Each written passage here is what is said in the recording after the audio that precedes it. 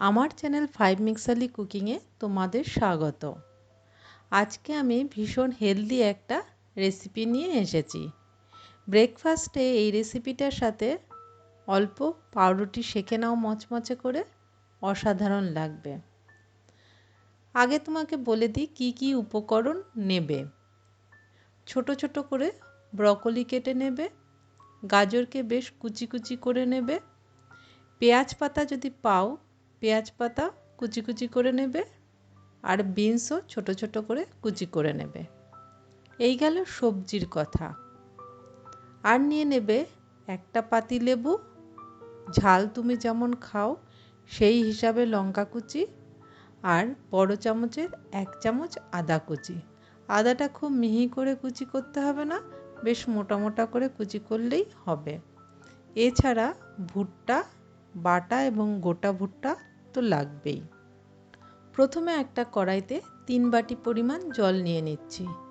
এই জলের মধ্যেই পুরো রান্নাটা হবে, তাই তুমি কতটা স্যুপ বানাবে সেটা আগে ঠিক করে নাও, তারপরে জলের হিসাব করো। যেমন যদি ধরো তুমি 2 বাটি পরিমাণ স্যুপ বানাতে চাইছো, তাহলে তুমি 3 বাটি জল দেবে। 1 বাটি জল রান্না করতে করতেই শুকিয়ে যাবে, বুঝলে তো? জলটা গরম হয়ে গেলে 4 টেবিল চামচ কর্ন বাটা আমি দিয়ে দিলাম, দিয়ে ভালো করে মিশিয়ে নিচ্ছি। স্বাদ মতো লবণ দিয়ে দিলাম। একদম ক্লিয়ার স্যুপ যদি বানাতে চাও তাহলে ওপরে যত ফেনা হবে হাতা দিয়ে তুলে ফেলে দাও। আর যদি সেমি ক্লিয়ার বানাতে চাও তাহলে প্রথমে কয়েকবার ফেনা তুলে ফেলে দাও, পরে আর তুলে ফেলতে হবে না। আমি সেমি ক্লিয়ার বানাচ্ছি। যখন আর ফেনা তুলে ফেলবো না তখন আদা কুচি ও লঙ্কা কুচি দিয়ে দিলাম। অনবরত নাড়াতে হবে, না হলে কড়াইয়ের নিচে লেগে যাবে। এবার সবজিগুলো এক এক করে দিয়ে দিচ্ছি।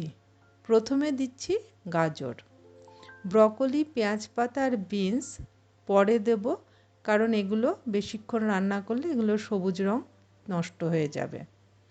গাজরটা বেশ সেদ্ধ হয়ে এলে এর মধ্যে ভুট্টাগুলো দিয়ে দেবো।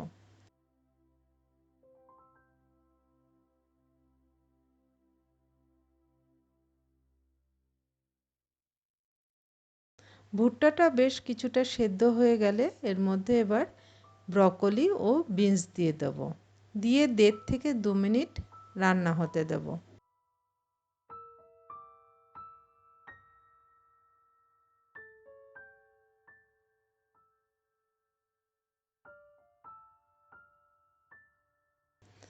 এরপরে পেঁয়াজ পাতা কুচিটা দিয়ে দিচ্ছি। পেঁয়াজ পাতা কুচি দিয়ে কিন্তু আর বেশিক্ষণ রান্না করব না, 1 থেকে 1.5 মিনিট।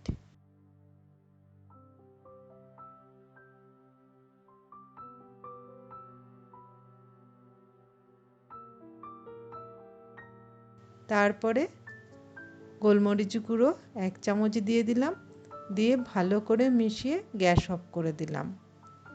গ্যাস অফ করে দেওয়ার পরে একটা গোটা লেবুর রস ভালো করে দিয়ে মিশিয়ে নাও ও গরম গরম পরিবেশন করো।